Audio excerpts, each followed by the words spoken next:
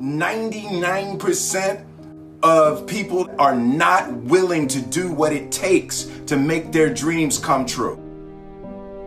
The Marines have a saying, everybody wants to go to heaven, but nobody wants to die. The center of bringing any dream into fruition is self-discipline. Something as simple as food and eating. It's not about your body as much as it is about your mind. It's getting command of your mind to be able to choose actions that are in your own best interest.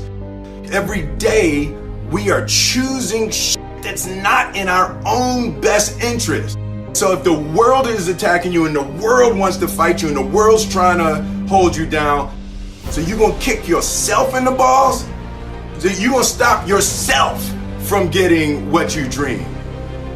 And I think the word discipline has kind of gotten a bad name. We think about it in terms of punishment. I'm not talking about discipline in that way. I'm talking about discipline in the sense that you forego immediate pleasure for the exchange of long-term self-respect.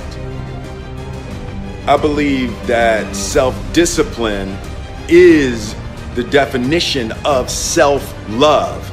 That when you say that you love yourself, that means that you have behavior towards yourself that is loving.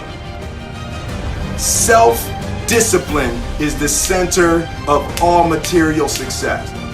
You cannot win the war against the world if you can't win the war against your own mind.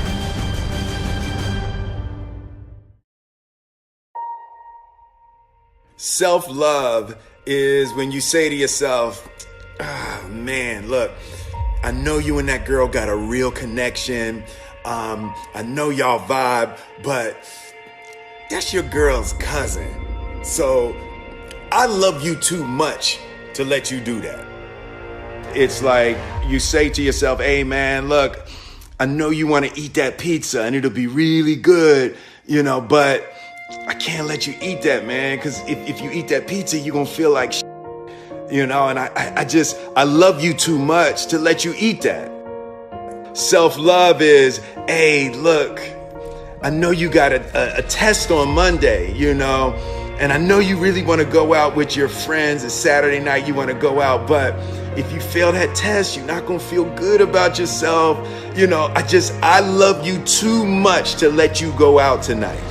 Self-discipline is self-love. If you want to be happy, you have to love yourself, which means you have to discipline your behavior.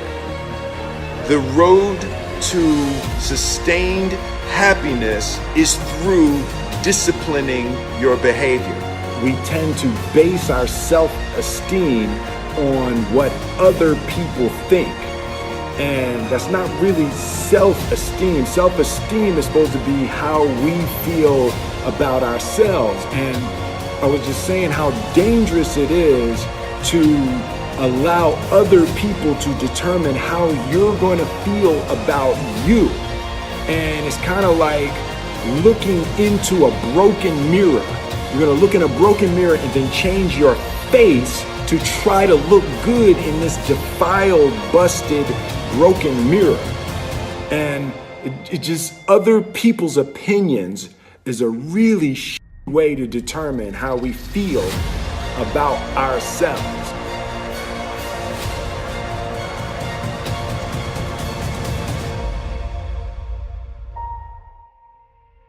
It don't matter whose fault it is that something is broken if it's your responsibility to fix it. For example, it's not somebody's fault if their father was an abusive alcoholic, but it's for damn sure their responsibility to figure out how they're going to deal with those traumas and try to make a life out of it. It's not your fault if your partner cheated and ruined your marriage, but it is for damn sure your responsibility to figure out how to take that pain and how to overcome that and build a happy life for yourself. Fault and responsibility do not go together. It sucks, but they don't. When something is somebody's fault, We want them to suffer. We want them punished. We want them to pay. We want it to be their responsibility to fix it. But that's not how it works, especially when it's your heart. Your heart, your life, your happiness is your responsibility and your responsibility alone. As long as we're pointing the finger and stuck in whose fault something is, we're jammed and trapped into victim mode. When you're in victim mode, you are stuck in suffering. The road to power is in taking responsibility. Your heart, your life, your happiness is your responsibility and your responsibility alone. You can make a person smile, you can make a person feel good, you can make a person laugh, but whether or not a person is happy is deeply and totally and utterly out of your control. The prerequisite for spending time with any person is that they nourish and inspire you. They feed your flame. Look at your last 5 text messages. Are those people feeding your flames or dousing your fire?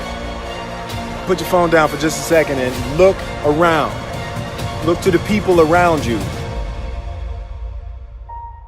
Are those people throwing logs on your fire or are they pissing on it?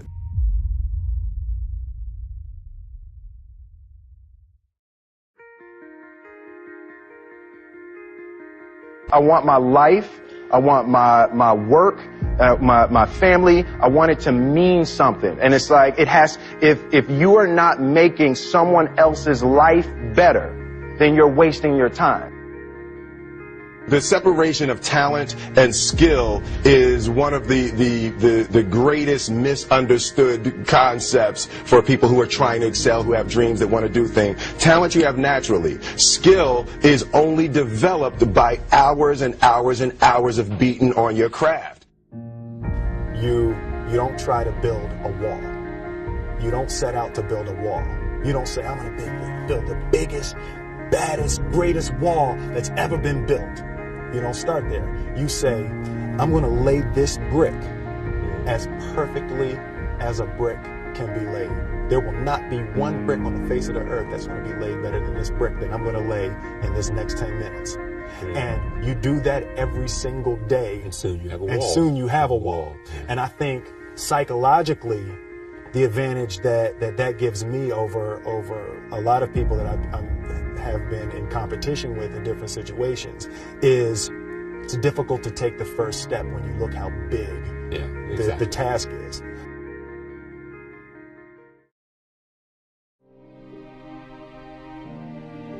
The definition of who I am is very clear to me, and it also redefines who I want to be, in that I know for a fact that I'm stronger than I thought I was.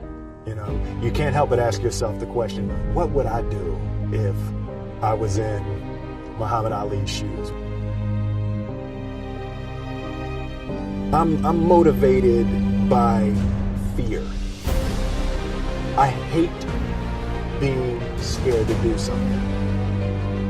And I think what developed in my early days was the attitude that I started attacking things that I was scared of. Why were you scared in your bed the night before? What do you need that fear for? Just don't go. Why are you scared in your bed 16 hours before you jump? Why are you scared in the car? Why could you not enjoy breakfast? Fear of what? You're nowhere even near the airplane. Everything up to the stepping out, there's actually no reason to be scared. It only just ruins your day. You don't have to jump. And then in that moment, all of a sudden, where you should be terrified is the most blissful experience of your life. And God placed the best things in life on the other side of terror.